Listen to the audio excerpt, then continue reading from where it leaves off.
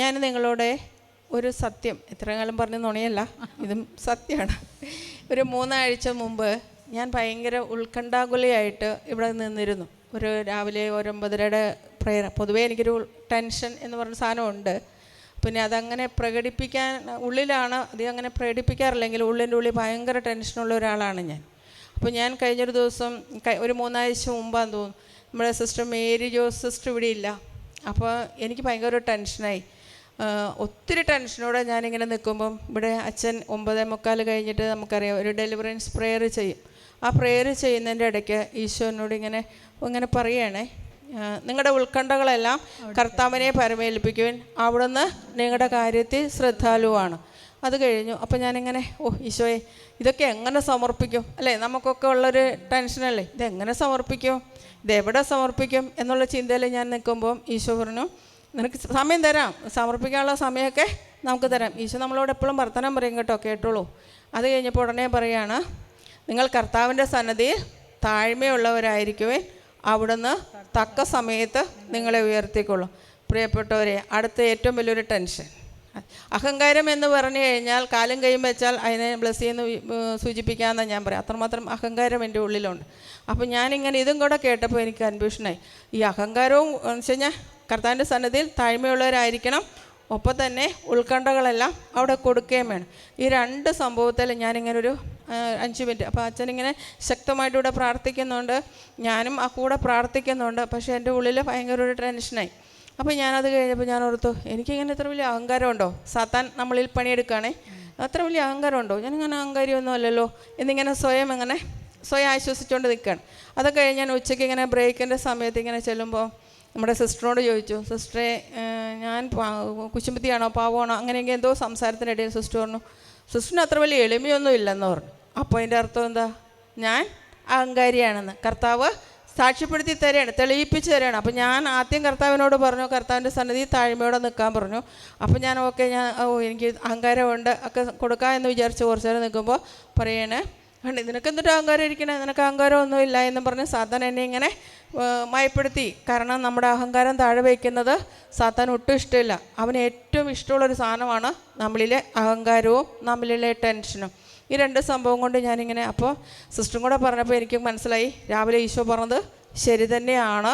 അപ്പോൾ നിനക്ക് അഹങ്കാരം ഉണ്ട്, കാരണം എളിമയില്ലെന്ന് പറഞ്ഞാൽ പിന്നെ എന്തൊട്ടാ അഹങ്കാരം ഉണ്ടെന്നല്ലേ. അപ്പോൾ അത് ഉറപ്പിച്ചു കേട്ടോ.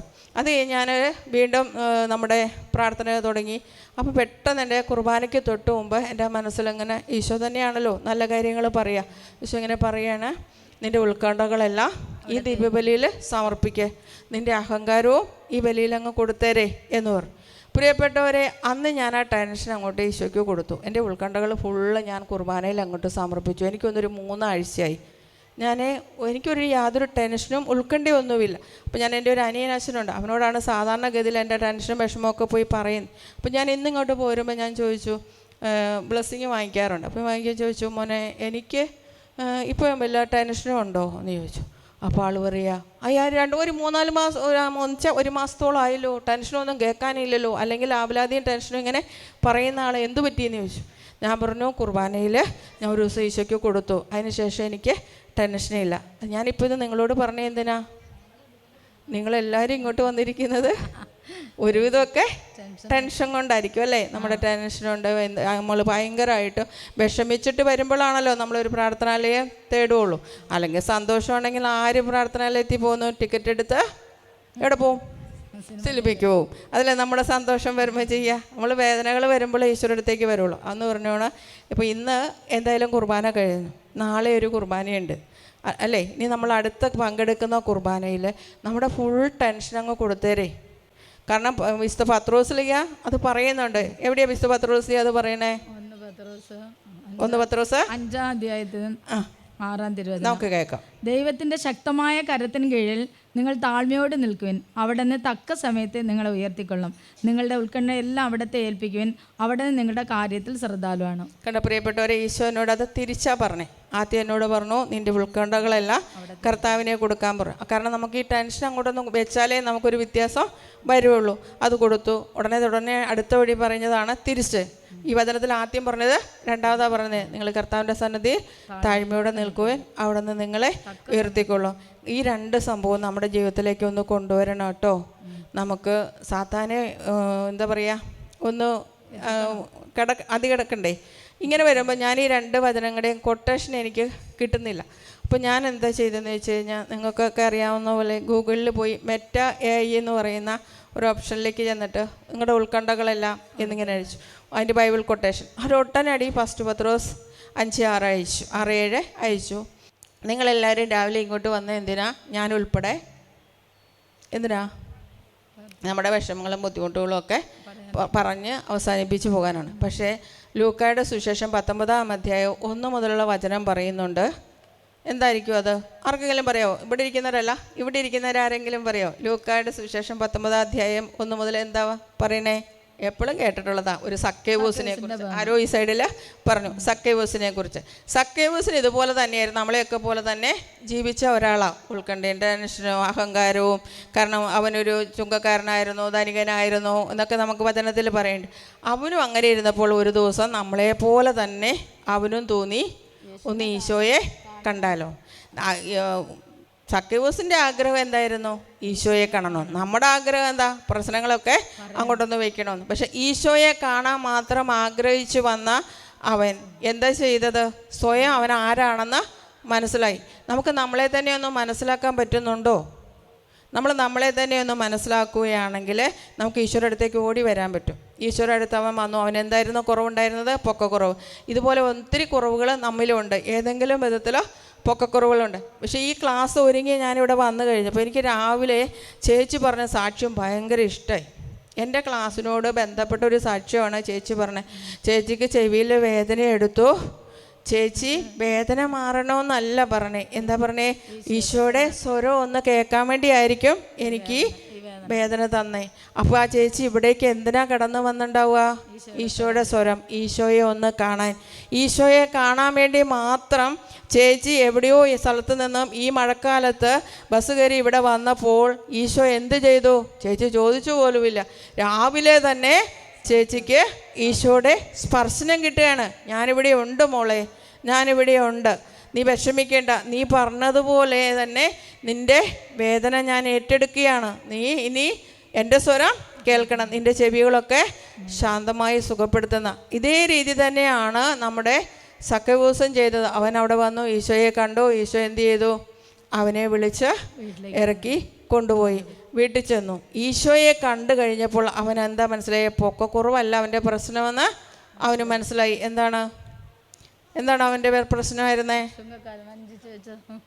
ആരുടെയൊക്കെയോ ഒത്തിരിയേറെ ചുങ്കക്കാരനായതുകൊണ്ട് പേടിച്ചും പറിച്ചും വലിച്ചും ഒക്കെ ഒത്തിരി ലാഭങ്ങൾ ഉണ്ടാക്കിയിട്ടുണ്ട്. നമ്മുടെ ഇന്നത്തെ പോലെ ബ്ലേഡ് കാര്യങ്ങളെ പോലെ ചെയ്ത് കുറേ പണമുണ്ട് അവൻ്റെ കയ്യിൽ. അവന് മനസ്സിലായി ഇത് പലരുടെയും കയ്യിൽ നിന്ന് ഞാൻ എടുത്തതാണ്. അവനൊന്തി പറഞ്ഞു ഈശോയോട്. അവനിലേക്ക് പരിശുദ്ധാത്മാവ്. ഈശോ അവിടെ എത്തിയ ഉടനെ ഈശോയുടെ ചൈതന്യം അവരിലൊക്കെ നിറഞ്ഞു. ഉടനെ എന്ത് ചെയ്തു? അവൻ്റെ തെറ്റ് അവൻ തിരിച്ചറിയുകയും അവനത് ഏറ്റുപറയുകയും ചെയ്യാണ്. ഞാൻ എന്ത് ചെയ്തിട്ടുണ്ടോ അതിൻ്റെ 4 ഇരട്ടി. പ്രിയപ്പെട്ടവരെ, ഈ സമയം നമ്മുടെ ഉള്ളിൽ വെറുപ്പുണ്ടെങ്കിൽ അത് കളയണം കേട്ടോ. വെറുപ്പ് വെച്ച് നമ്മൾ എത്ര പ്രാർത്ഥിച്ചാലും നമ്മുടെ പ്രാർത്ഥന പരിശുദ്ധാത്മാവിന് കടന്നു വരാൻ തടസ്സമായിട്ട് നിൽക്കും. അതുപോലെ തന്നെ പറയുന്നു അവൻ്റെ 4 ഇരട്ടി അവൻ കൊടുത്തു എന്ന് പറയുന്നു. പ്രിയപ്പെട്ടവരെ, നമ്മളൊക്കെ ദശാംശങ്ങളൊക്കെ കൊടുക്കുന്നവരാണോ? ദശാംശങ്ങളൊക്കെ എവിടെയാണ് കൊണ്ടുപോയി കൊടുക്കുന്നത്? അതോ നമ്മുടെ ഇഷ്ടമനുസരിച്ച് ദാനധർമ്മം ചെയ്യുകയാണോ? ദശാംശം എന്ന് പറഞ്ഞാൽ അത് പുരോഹിതരുടെ കയ്യിൽ കൊടുക്കുക. നമ്മളായിരിക്കുന്ന ഇടവകളിലൊക്കെ കൊണ്ടുപോയി ഇത് എൻ്റെ ഈ ഒരു മാസത്തെ ദശാംശം. അനനിയാസും സഫ്രയെയും പോലെയല്ല, സത്യം പറഞ്ഞുകൊണ്ട് കൊണ്ടുപോയി കൊടുത്ത ഒരു അനുഗ്രഹം മേടിച്ചാൽ പ്രിയപ്പെട്ടവരെ നിങ്ങളുടെയൊക്കെ ജീവിതം അനുഗ്രഹിക്കപ്പെടും. ഇവൻ അത്രേ പറഞ്ഞുള്ളൂ, എനിക്ക് കിട്ടിയതിന് 4 ഇരട്ടി ഇതേ കൊടുത്തു ഇവന്. നമുക്കിന്ന് ദശാംശങ്ങളേ ഉള്ളൂ. അതുപോലെ തന്നെ നമ്മൾ ചെയ്ത പാപത്തിന് പരിഹാരമാണ് എന്ത്? ദാനധർമ്മം. ദശാംശം കൊണ്ടല്ല ദാനധർമ്മം ചെയ്യേണ്ടത്, നമുക്ക് മിച്ചമുള്ളതിൽ നിന്ന് ദാനധർമ്മം ചെയ്തുകൊണ്ട് നമുക്ക് രക്ഷ മേടിക്കാം. അവിടെ അവൻ സ്വയം തെറ്റ് പറഞ്ഞപടി അവൻ എന്താ സംഭവിച്ചത്? അവിടെ അവന് രക്ഷ വന്നു. ഇവൻ നഷ്ടപ്പെട്ടതായിരുന്നു, ഇവന് തിരിച്ചു വന്നു. ഇവനും ആരുടെ മകനാണ്? അബ്രാഹത്തിൻ്റെ മകനാണെന്ന് ഈശോ സാക്ഷ്യപ്പെടുത്തും. ഇത് നമ്മളൊക്കെ ആരുടെ മകനാണ്? ഒരാൾ പറഞ്ഞു സത്യം, ബാക്കി ആരും പറഞ്ഞ തെറ്റാ.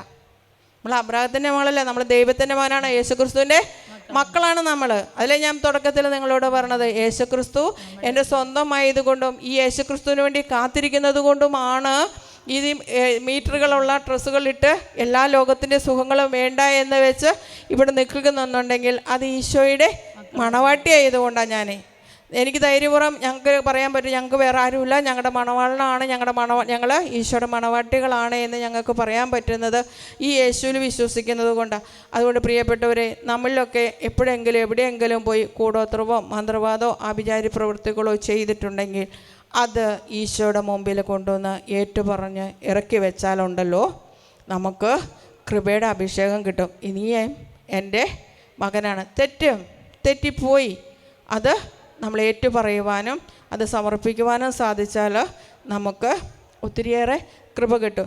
തുടക്കത്തിൽ അച്ഛൻ ഇങ്ങനെ പറഞ്ഞല്ലോ, സിസ്റ്റർ ഇവിടെയുള്ള ആളാണ്, കൃപയുണ്ടെന്നൊക്കെ പറഞ്ഞു. പക്ഷേ എനിക്കൊരു കൃപയുണ്ടായില്ല കേട്ടോ.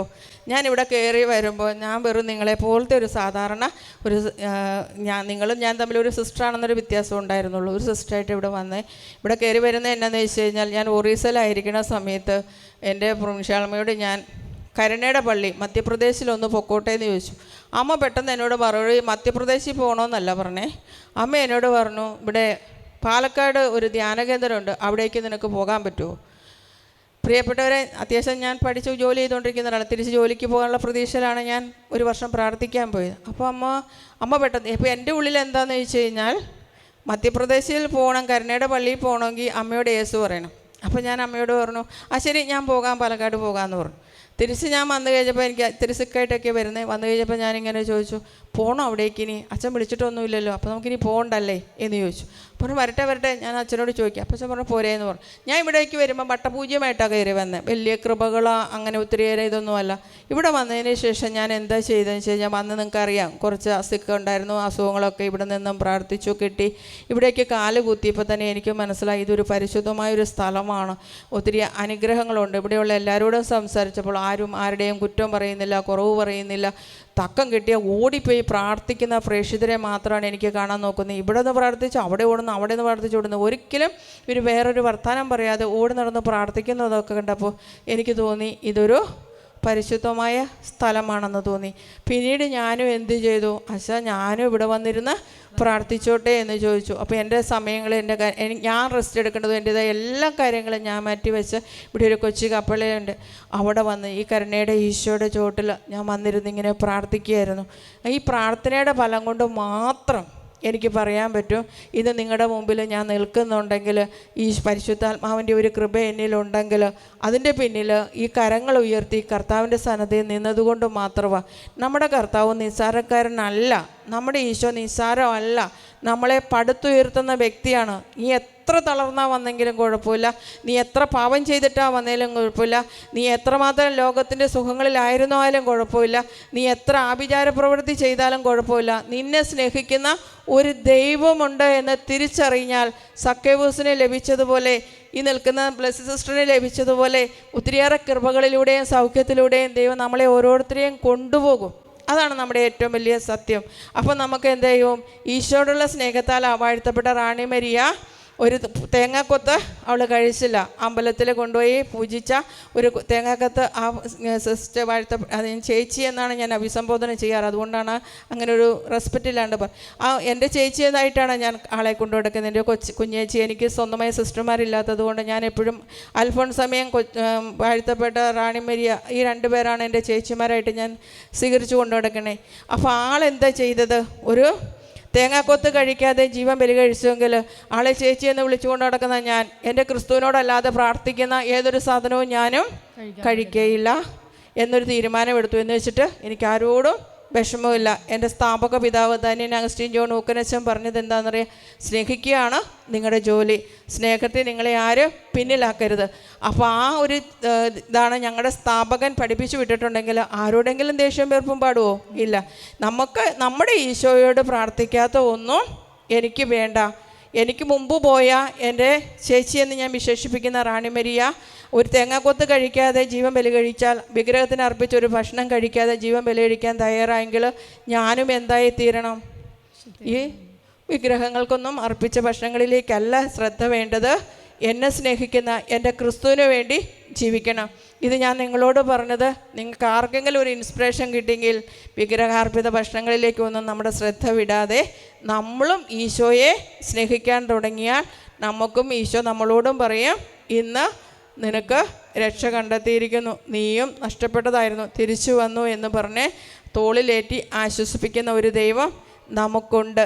ആ ഒരു ഉറച്ച വിശ്വാസത്തിലൂടെ നമ്മുടെ ജീവിതത്തെ മുന്നോട്ട് കൊണ്ടുപോകാം.